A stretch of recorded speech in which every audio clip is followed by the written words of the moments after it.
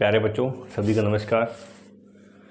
आज एक नया टॉपिक हम शुरू करने जा रहे हैं। बहुत ही इंटरेस्टिंग टॉपिक है और काफ़ी मज़ेदार तरीके से हम इसको पढ़ने का प्रयास करेंगे। और मैंने एक और कोशिश यहाँ की है इस लेक्चर के द्वारा कि अब की बार जो कंटेंट है वो आपको कहीं और से पढ़ने की ज़रूरत नहीं है। मैं उसको बोर्ड पे ही लिखूँगा, आप वहाँ से भी उसको जो है नोट डाउन कर सकते हैं। साथ साथ कहने का मतलब आप नोट्स भी बना सकते हैं, ठीक है। और एक बात सुनिए ध्यान से, कुछ चीज़ें ऐसी होती हैं जिनको मतलब हर चीज़ जो है बोर्ड पे लिखना पॉसिबल नहीं होता। एक मान के चलो मैं कोई बात आपको समझाने चाह रहा हूँ और मैंने आपको बात समझा दी, आप उसको समझ भी चुके हैं, तो आप उसको अपनी लैंग्वेज में, अपनी भाषा में आप अपने से भी नोट्स बना सकते हो। जितना ज़्यादा आप सेल्फ प्रिपेयर्ड नोट्स बनाओगे, खुद के द्वारा बनाए हुए, तैयार किए हुए, ठीक है, वो सबसे ज़्यादा प्रभावी होते हैं बच्चों, सबसे ज़्यादा, ठीक है। तो मोस्टली मैं प्रयास यहाँ करूँगा कि आपको जो हर एक चीज़ जो है मैं यहाँ लिख करके आपको बता दूँ मैं, ठीक है। तो टॉपिक का नाम आप देख पा रहे हैं, कोयल एंड पेट्रोलियम, ठीक है। ये हमारे चैप्टर का नाम है, काफ़ी इंपॉर्टेंट चैप्टर है। काफ़ी सारे क्वेश्चन इससे बनते हैं, वो हम आज पढ़ने का प्रयास करेंगे। सबसे पहले नेचुरल रिसोर्स के बारे में जानिए। नेचुरल रिसोर्स क्या होते हैं, ठीक है। रिसोर्स मतलब संसाधन। रिसोर्स मतलब क्या हुआ? संसाधन।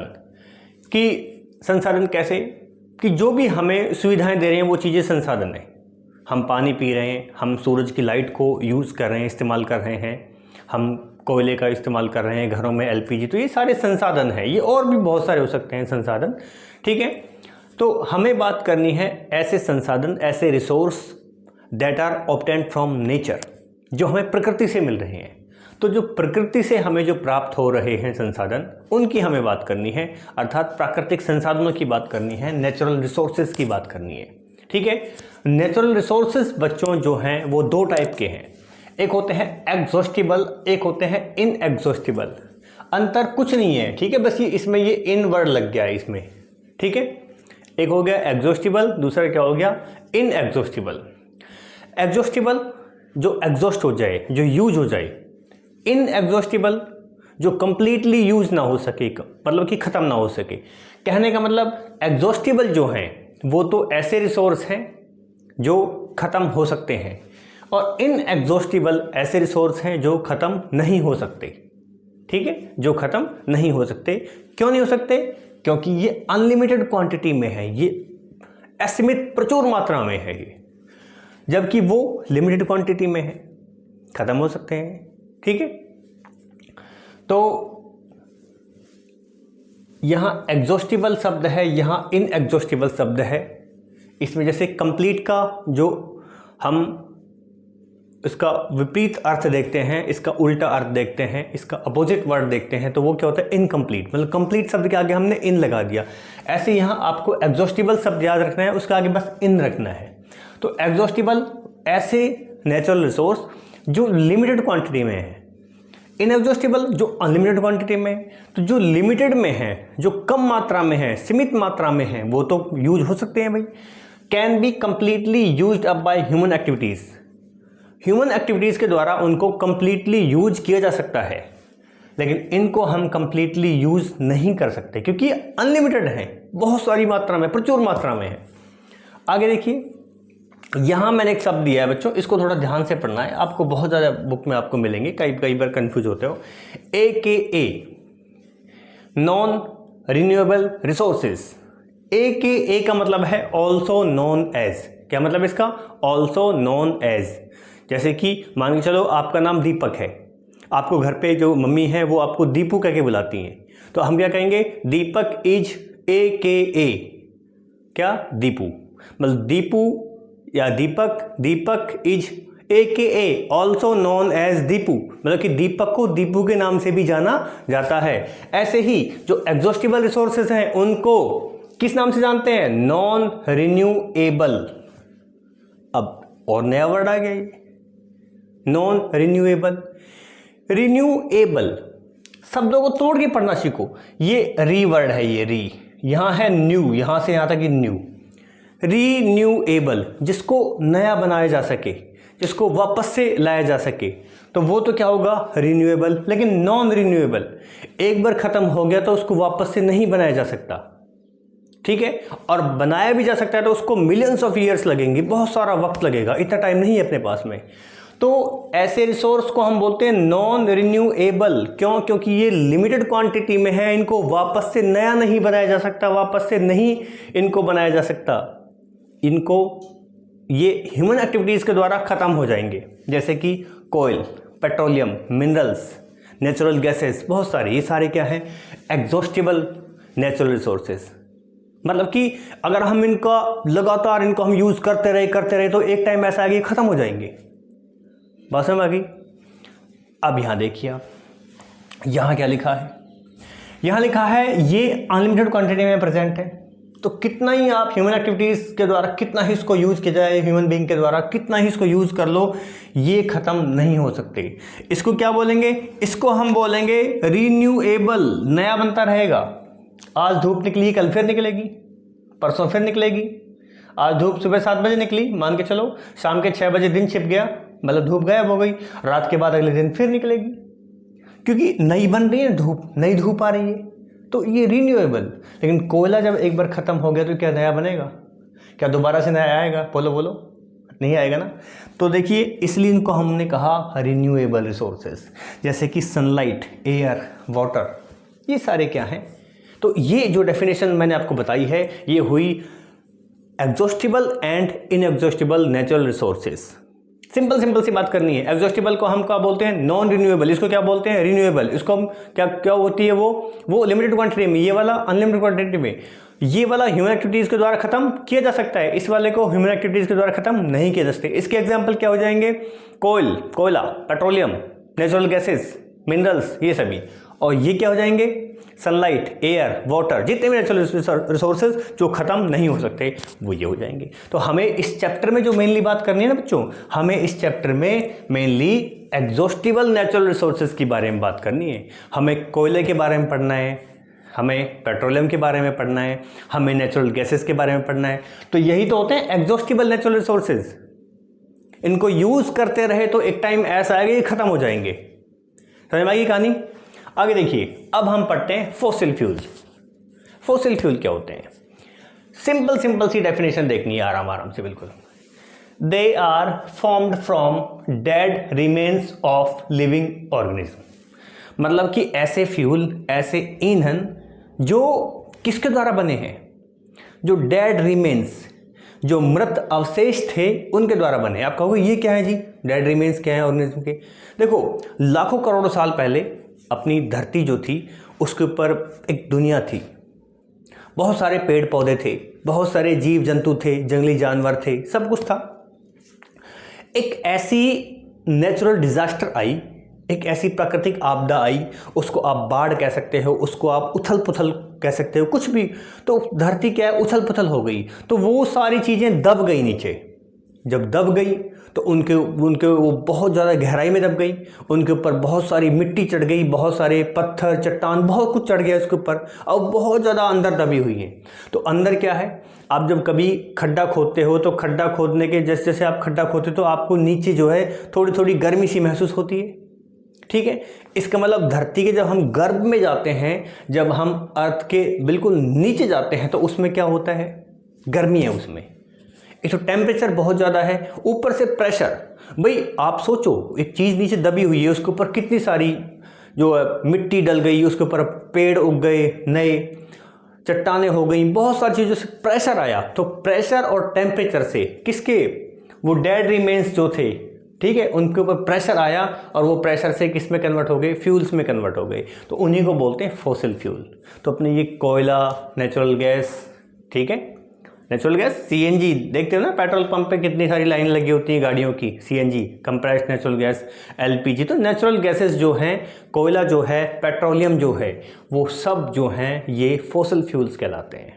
बात समझ आ गई? सिंपल सी बात याद रखनी है, that is formed from dead remains of organism. Dead remains, जो मरे हुए, जो लाखों करोड़ों साल पहले मर गए थे, उन्हीं चीज़ों से जो है फ्यूल्स बन गया। मतलब उनके शरीर की जो एनर्जी थी वो फ्यूल के रूप में आज हम यूज़ कर रहे हैं, ठीक है। अब हम पढ़ते हैं कोयल के बारे में। पहले हम कोयले के बारे में सारी चीज़ें पढ़ेंगे, ठीक है, देन हम पेट्रोलियम के बारे में पढ़ेंगे, देन हम नेचुरल गैसेस के बारे में पढ़ेंगे, ठीक है। इतनी बात समझ में आ गई आपको, क्लियर है बात। अब देखिए यहां मैंने लिखा है कोयले के बारे में। कोयला क्या है, कोल क्या है, ठीक है, कोयले को ही कोल बोलते हैं इंग्लिश में। Coal is black coloured substance, may be brownish black हो सकता है या ब्लैक कलर का हो सकता है, एक ब्लैक कलर का सब्सटेंस है क्या, कोयला, कोयल। That is mainly made up of carbon, जिसमें मेनली किससे मिलके बना हुआ है वो कोयला जो है वो कार्बन से, इसलिए वो जलता है। जो भी चीज़ जलती है आप समझ जाओ उसमें कार्बन है। जैसे ठीक है, देखा आपने घर पे मम्मी खाना बनाती है तो रोटी कई बार जल जाती है ना, ठीक है, उसमें कार्बन है। लकड़ी जलती है उसमें कार्बन है, कागज़ जलता है उसमें कार्बन है, ठीक है, पॉलीथीन जलती है उसमें कार्बन है। जितनी भी चीज़ें जो जल रही हैं आप समझ जाओ उसमें मेनली जो है वो कार्बन है। ऐसा नहीं है केवल और केवल कार्बन है, कार्बन के अलावा भी हाइड्रोजन भी हो सकती है उसमें, और भी चीज़ें हो सकती है, लेकिन मेनली कार्बन और हाइड्रोजन होते हैं, ठीक है। तो हाइड्रोजन और कार्बन, इसलिए इनको हाइड्रोकार्बन भी कहा जाता है। जो अपने फ्यूल्स हम यूज़ करते हैं, चाहे वो डीजल हो, चाहे वो पेट्रोलियम हो, चाहे वो कैरोसिन हो, ठीक है, मिट्टी का तेल जिसको बोलते हैं, सभी में कार्बन और हाइड्रोजन तो होंगे ही होंगे, लेकिन सबसे ज़्यादा मात्रा में क्या है वो कार्बन है, ठीक है, मेनली क्या है कार्बन है, जिसकी वजह से वो एनर्जी मिल रही है, ठीक है। इसको जो है डिस्कवर किया था मेनली डॉक्टर थॉमस वॉकर ने। डॉक्टर थॉमस वॉकर नाम के एक आदमी थे, उन्होंने इनको जो है डिस्कवर किया था, किसको, कोयले को, ठीक है, इसकी खोज की थी, ठीक है। Coal is used as fuel in various industry, कोयले को आज बहुत सारी इंडस्ट्रीज में हम फ्यूल के रूप में यूज करते हैं। आपने एक मूवी देखी होगी गदर, सनी देओल वाली, ठीक है, हमारे बचपन की वो बड़ी फेवरेट मूवी थी। जब हम लोग छोटे छोटे थे उस टाइम पे वो मूवी रिलीज हुई थी। उसमें एक सीन दिखाया हुआ है कि जब ट्रेन चलती है तो उसमें कोयले डालने पड़ते हैं। तो जो ट्रेन का जो इंजन चलता था वो कोयले से चलता था। तो सबसे इसका यूज आप समझ गए कि भाई कोयले से यूज़ करते हैं। आप शादियों में जाते हो, ठीक है, तो आप तंदूर वाली रोटी खाते हो, तो जो तंदूर में भी क्या होता है वो कोयला होता है। और भी बहुत सारी जगह ईंधन के रूप में यूज़ करते हैं किसको, कोयले को। और जहाँ बिजली बनती है, ठीक है, जो पावर जनरेशन प्लांट होते हैं, जहाँ पावर प्रोडक्शन होता है, इलेक्ट्रिसिटी प्रोड्यूस होती है, वहाँ भी कोयले का यूज़ होता है। तो कोयले के यूज़ तो बहुत सारे हैं, ठीक है। और क्या होता है कोयले में क्या है मेनली, हमने कहा भी हाइड्रोकार्बन है, मेनली हाइड्रोजन और कार्बन है।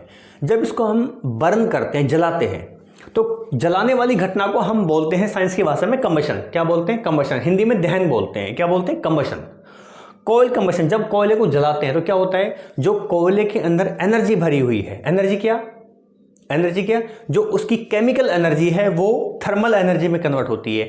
मतलब कि जो केमिकल के रूप में उसमें एनर्जी थी, कार्बन और हाइड्रोजन के रूप में जो उसमें एनर्जी थी, वो जलने के बाद में क्या देती है, हमें हीट देती है। और हीट को ही हम बोलते हैं थर्मल एनर्जी। क्या बोलते हैं, थर्मल एनर्जी। जानते हैं जब बुखार हो जाता है तो किससे मापते हैं, थर्मामीटर से बुखार मापते हैं। तो जो थर्म वर्ड है वो हीट के लिए है। तो इसमें केमिकल एनर्जी जो है वो थर्मल एनर्जी में कन्वर्ट हो जाती है। आपके दिमाग में जरूर एक क्वेश्चन आ रहा होगा कि थर्मल एनर्जी में कन्वर्ट हो रहा है, एनर्जी आई कहाँ से कोयले में। देखो बच्चों, पेड़ पौधे जो हैं उनमें बहुत सारी चीज़ें होती हैं। जैसे कि हम भी जो मेनली खाना खा रहे हैं पेड़ से खा रहे हैं। भाई हम लोग रोटी खाते हैं, रोटी किससे बनती है, गेहूं से, बाजरे से, वो भी कहाँ, पेड़ से ही मिला हमें। उसमें भी कार्बन है, ठीक है, उसमें भी कार्बन है। और हमारे जो भोजन के मुख्य जो अवयव हैं, जो मेन एलिमेंट्स हैं हमारे फूड के, वो क्या होते हैं मेनली, वो कार्बोहाइड्रेट हो सकते हैं, प्रोटीन हो सकते हैं, फैट है, विटामिन्स है। इन सभी चीज़ों के अंदर कार्बन है। और ये हम जो खाना खा रहे हैं, खाना कहाँ से मिल रहा है, प्लांट से मिल रहा है, मेनली प्लांट से मिल रहा है, ठीक है। जो वेजिटेरियन है वो तो यही बोले हुए प्लांट से मिल रहा है। तो प्लांट के अंदर कार्बन पहले से ही है और उस कार्बन को हमने खा लिया तो हमारे पेट में चला गया वो, ठीक है। तो इसका मतलब कार्बन तो प्लांट के अंदर पहले से ही था। अब धरती पर उथल पुथल हुई होगी मिलियंस ऑफ ईयर्स पहले, बहुत सारी साल पहले धरती पर उथल पुथल हुई। वो पेड़ पौधे जो जीव जंतु थे, क्योंकि पेड़ पौधों के अंदर भी कार्बन है, हाइड्रोजन है, ये चीज़ें हैं। और हम लोगों के अंदर भी जो जितने भी पशु पक्षी हैं उनके अंदर भी कार्बन है किसी न किसी रूप में। तो वो सारे दब गए नीचे। मैं ये कहानी आपको बता रहा हूँ किसकी, कोयले बनने की कहानी बता रहा हूँ कि कोयला कैसे बना, ठीक है, इसको मैं बेटा लिखवा नहीं रहा, मैं आपको समझा रहा हूं, आप इसको समझ जाओ यही। ठीक है, क्या हुआ था, मिलियंस ऑफ ईयर्स अगो धरती जो थी हमारी, उसमें बहुत सारे पेड़ पौधे थे, बहुत सारे जीव जंतु थे, तो धरती पर उथल पुथल हुई। कोई इसको बोलता है कि भाई बाढ़ आई थी, कोई इसको बोलता है भाई बहुत ज़बरदस्त भयानक वाला भूकंप आया था, उस वजह से क्या हुआ, सारी चीज़ें जो पेड़ पौधे थे वो सब नीचे दब गए। जो दब गए तो वो बहुत लंबे टाइम तक वो ऐसे ही दबे हुए पड़े रहे। धीरे धीरे अंदर का तापमान बढ़ना शुरू हुआ, टेम्परेचर बढ़ा और प्रेशर बढ़ा। दो चीज़ें जरूर याद रखनी है, टेम्परेचर और प्रेशर के बढ़ने से जो धीरे धीरे जो है, जो डेड रिमेन्स थे, मैंने यहाँ लिखा है डेड रिमेन्स, जो हमारे जो हम लोग मर गए थे उस टाइम पे, जो जीव जंतु जो मर गए थे, जो पेड़ पौधे जो मर गए थे दब के उसमें, तो वो धीरे धीरे क्या है, एक सेडिमेंट्री रॉक के रूप में, मतलब कि चट्टान के रूप में धीरे धीरे कठोर होना शुरू हो गया। और धीरे धीरे एनर्जी उसमें जो है, वो एनर्जी उसमें कार्बन की फॉर्म में उसमें एनर्जी आ गई। कार्बन तो पहले से ही था प्लांट के अंदर। तो धीरे धीरे ये 1 साल 2 साल 3 साल की बात नहीं है बच्चों। अब अलग अलग किताबें अलग अलग बोलती हैं, कोई कहता है 300 मिलियन पहले, 300 मिलियन साल पहले। तो ऐसे मतलब कि बहुत समय पहले जो धरती पर उथल पुथल हुई, उसकी वजह से पेड़ पौधे जीव जंतु जो वो नीचे दब गए, धीरे धीरे वो ऐसे दबे पड़े रहे, धीरे धीरे उनके ऊपर जो है वो परत जमती हुई चली गई। ठीक है, वो नीचे दब गए, बिल्कुल गहराई में चले गए। और वो टेम्परेचर और प्रेशर, दो शब्द वापस से याद रखना है, टेम्परेचर और प्रेशर बढ़ने के कारण वो जो है कोयले में कन्वर्ट हो गए। ठीक है, बात समझ आ गई। कोयला जो है बेटा, मैं आपको बता देता हूँ आपकी नॉलेज के लिए, आप लिखना चाहो या आप जानना चाहो तो आप बड़ी अच्छी बात होगी। कोयले के 4 प्रकार होते हैं, कोयले के 4 प्रकार होते हैं। एक होता है पीट, एक होता है लिग्नाइट, एक होता है बिटुमिनस और एक होता है एंथ्रेसाइट। पीट, लिग्नाइट, बिटुमिनस, एंथ्रेसाइट। पीट, PLBA, पल्बा, PLBA, पल्बा शब्द याद रखो। पीट, लिग्नाइट, बिटुमिनस, एंथ्रेसाइट। तो ये जो कहानी मैंने आपको समझाई वो कोल के बारे में बताई मैंने आपको। ठीक है, तो अल्टीमेटली आपने ये बात जानी कि जो कोयले के बनने की प्रक्रिया है, the process of coal formation, वो 1 साल 2 साल की नहीं है, उसमें मिलियंस ऑफ ईयर्स लगे हैं, मतलब काफ़ी लंबा टाइम उसमें लगता है। और जो एक स्लो प्रोसेस है, बहुत धीरे धीरे कन्वर्जन होता है। जो डेड रिमेन्स थे, जो वेजिटेशन थी, वेजिटेशन में जो पेड़ पौधे दब गए थे, मैंने आपको बताया बार बार कि पेड़ पौधों से ही क्या बना है, कोयला बना है। तो उन पेड़ पौधों से जो कोयले के बनने की प्रक्रिया है वो एक बहुत स्लो प्रोसेस है। आप कहोगे स्लो क्यों है भाई? स्लो इसलिए है क्योंकि कोयले को बनने में लगभग अंदाज़ा बता रहा हूँ आपको, 300 मिलियन साल लगे हैं। अब 300 की मल्टीप्लाई आप कीजिए 10 लाख से, 10 लाख से, आपको पता लग जाएगा इतना टाइम लगा है। वो भी लगभग बताया मैंने, इससे ज़्यादा भी हो सकता है। ये स्लो प्रोसेस है। तो जो कोयले के बनने की जो प्रक्रिया है, जो प्रोसेस है, उसको हम बोलते हैं कार्बनाइजेशन। कार्बनाइजेशन क्यों? क्योंकि कोयले में मेनली कार्बन है, कार्बन ही एनर्जी का स्वरूप है, जो मेन जो फॉर्म है। ठीक है, तो मैंने यहाँ कार्बनाइजेशन को डिफाइन किया है, यहाँ लिखा हुआ है the slow process of conversion of dead vegetation into coal. कि डेड वेजिटेशन मतलब कि जो पेड़ पौधे, ठीक है, जो वेजिटेशन मतलब पेड़ पौधे, जो पेड़ पौधे थे वो डेड हो गए, मर गए, दब गए, उनको कन्वर्ट किया जा रहा है स्लो प्रोसेस के द्वारा, नेचर के द्वारा, प्रकृति के द्वारा, स्लो प्रोसेस के द्वारा। किसमें? कोयले में। और ये तो कोयला बन रहा है, तो इस प्रोसेस को ही हम बोलते हैं कार्बनाइजेशन। बात क्लियर हो गई? तो कोयला जो है, कोयला जब बनता है तो उसमें बहुत लंबा समय लगता है। ठीक है ना? अब जब हम कोयले को प्रोसेस्ड करते हैं, इंडस्ट्री में हम कोयले से और चीज़ें बनाने के प्रयास करते हैं, या फिर कोयले में बहुत सारी इम्प्योरिटीज़ होती हैं, बहुत सारी अशुद्धियाँ होती हैं, उन इम्प्योरिटीज़ को अलग करना, हमें प्योर फॉर्म कोयले की चाहिए। तो जब हम कोयले की प्रोसेसिंग करते हैं, उसको इंडस्ट्री में ले जाते हैं, उसकी हम साफ़ सफाई करते हैं, यूँ कहें, अलग अलग उसकी प्रोसेस होती हैं, तो उनसे हमें कुछ और भी इम्पोर्टेंट चीज़ें प्राप्त होती हैं। भाई कोयला तो है ही है, कोयला तो हमें यूज़ हो ही रहा है, लेकिन कोयले से हमें और भी अलग अलग चीज़ें प्राप्त होती हैं। कौन कौन सी वो चीज़ें हैं? वो बहुत इंपॉर्टेंट चीज़ें हैं। 3 चीज़ें आपको मेनली याद रखनी है। एक आप याद रखेंगे कोक, मैं कोका कोला वाला कोक की बात नहीं कर रहा, वो तो एक बेवरेज है, वो एक पेय पदार्थ है, वो अलग चीज़ है। कोक, ठीक है, एक होगी कोक, यहाँ लिखा हुआ है मैंने। दूसरा हो गया आपका कोलतार, ठीक है, सड़क जिससे बनती है, डामर जिसको बोलते हैं, कोलतार। तीसरा हो गया कोल गैस। तो कोक, कोलतार, कोल गैस, ये तीन चीज़ें हमें कोयले से ही मिलती हैं। कब मिलती हैं? जब हम कोयले की प्रोसेसिंग करते हैं इंडस्ट्रीज़ में। मतलब इंडस्ट्रीज़ में जब हम कोयले की प्रोसेसिंग करते हैं तो हमें तीन चीज़ मिलते हैं, कोक, कोलतार, कोल गैस। याद हो गया? अब एक एक को हमें पढ़ना है ढंग से, क्या चीज़ होती है। अब देखिए मैं आपको और एक चीज़ बताता हूँ। कोल जो है, कोयला, उसको जब हम हीट करते हैं, उसको हम गर्म करते हैं, यूँ कहूँ उसको बर्न करते, जलाते हैं। कब? एयर की प्रेजेंस में। तो उससे एक गैस रिलीज होती है, उस गैस का नाम है कार्बन डाइऑक्साइड।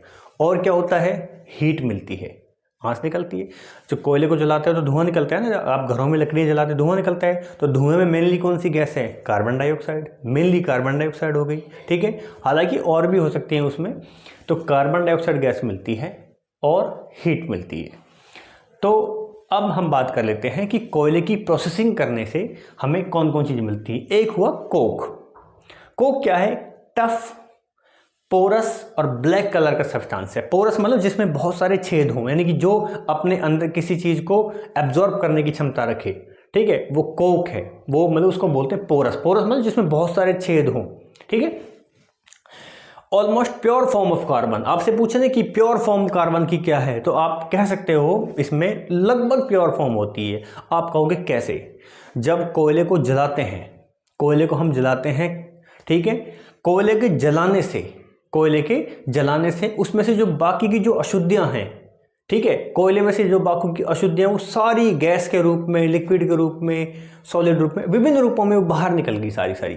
जो बची हुई प्योर फॉर्म है, जो हमें बिल्कुल एक पाउडरी सब्सटेंस, एक सॉलिड कलर का सब्सटेंस, जो हमें टफ है, जो पोरस है, जो ब्लैक कलर का सब्सटेंस मिलता है लास्ट में, जो बची कुछ जो चीज़ें हैं, उसको हम बोलते हैं कोक। मतलब कि हमने कोयले को इतना जलाया कि बाकी सारी अशुद्धियाँ उससे दूर हो गई। अब प्योर फॉर्म बच गई कार्बन की, उसी को हमने कह दिया कोक। क्या कहा उसको हमने? कोक बोल दिया। क्लियर है बात? तो मैंने यहाँ लिखा है, it is made by burning coal और पेट्रोलियम। पेट्रोलियम से या फिर कोल से, कोयले को जलाओ या फिर पेट्रोलियम को जलाओ। वो पेट्रोल नहीं, पेट्रोलियम वर्ड बोला है, मैं इसको आगे पढ़ाऊंगा, ठीक है। एब्सेंस ऑफ एयर, ध्यान करेंगे, एब्सेंस ऑफ एयर यानी कि हवा में नहीं, एयर की एब्सेंस में। एयर की प्रेजेंस में जलाओगे तो आपको मिलेगी कार्बन डाइऑक्साइड गैस और ये हीट वगैरह जनरेट होगी। लेकिन जब हम इसकी एब्सेंस में जलाएंगे तो हमें प्योर फॉर्म मिलती है, उसको हम बोलते हैं कोक। कोक कहाँ यूज होता है? कोक यूज होता है स्टील की मैन्युफैक्चरिंग में। जब लोहे से स्टील बनाते हैं ना, स्टेनलेस स्टील, तो जो उसमें इसका यूज होता है, कोक का हम यूज करते हैं, ठीक है। और एक्सट्रैक्शन ऑफ मैनी मेटल्स, बहुत सारी मेटल्स है जब हम उनको एक्सट्रैक्ट करते हैं। एक्सट्रैक्ट मतलब काम की चीज़ को बाहर निकालना। जैसे कि गन्ने का जूस पीते हैं, तो गन्ने का जूस ही तो पीते हैं, उसमें जूस ही तो काम का है, बाकी चीज़ें जो फालतू की उसको हम अलग कर देते हैं। तो इसको बोलते हैं एक्सट्रैक्शन करना, एक्सट्रैक्ट आउट करना, एक्सट्रैक्ट करना। ये कोक समझ में आ गया। आगे कोलतार। कोलतार एक ब्लैक कलर का थिक लिक्विड होता है, अनप्लीजेंट स्मेल, मतलब कि अजीब सी गंदी सी उसमें स्मेल आती है। प्लीजेंट स्मेल वो है जो अच्छी है, अनप्लीजेंट स्मेल जो खराब है, ठीक है।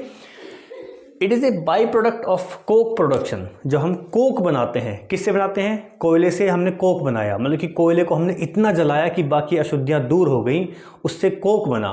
तो उन अशुद्धियों में कह सकते हो आप एक चीज़ जहाँ हमें मिलती है वो कोलतार मिलता है। थिक कलर का लिक्विड जो है अलग हो जाता है। भाई कोयले को हमने जलाना शुरू किया, धीरे धीरे जलता रहा, तो उसमें से थिक कलर का लिक्विड जो है मिलता है हमें, उसको हम कोलतार बोलते हैं। जो टफ पोरस ब्लैक कलर का मिलता है उसको कोक बोलते हैं। जो थिक है, ब्लैक है, जो लिक्विड है, तो जो हमें पोरस सॉलिड फॉर्म में, पाउडरी फॉर्म में जो मिल रहा है वो तो कोक है।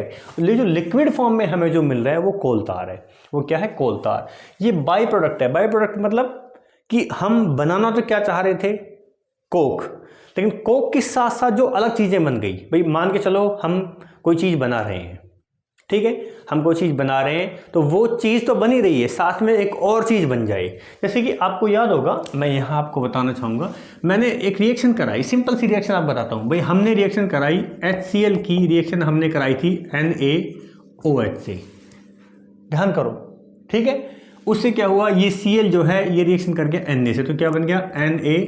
Cl और ये H और ये OH इससे बन गया H2O। तो NaCl तो मिल गया हमें, बाई प्रोडक्ट क्या मिला है H2O, कि जो चीज़ बना रहे थे वो तो बनी गई, उसके अलावा और क्या चीज़ बनी तो वो बाई प्रोडक्ट है। तो बाई प्रोडक्ट क्या है आपका, कोक जब बना रहे हैं तो उसमें से दो चीज़ें और निकलती हैं साथ में, एक तो कोलतार, एक कोल गैस। ध्यान करेंगे, कोल को जलाओ, कोक बनाओ, दो चीज़ें और मुफ्त में पाओ, कोलतार और कोल गैस। कोल को जलाओ मतलब कि कोयले को जलाओ, कब, एब्सेंस ऑफ एयर, एयर नहीं होनी चाहिए।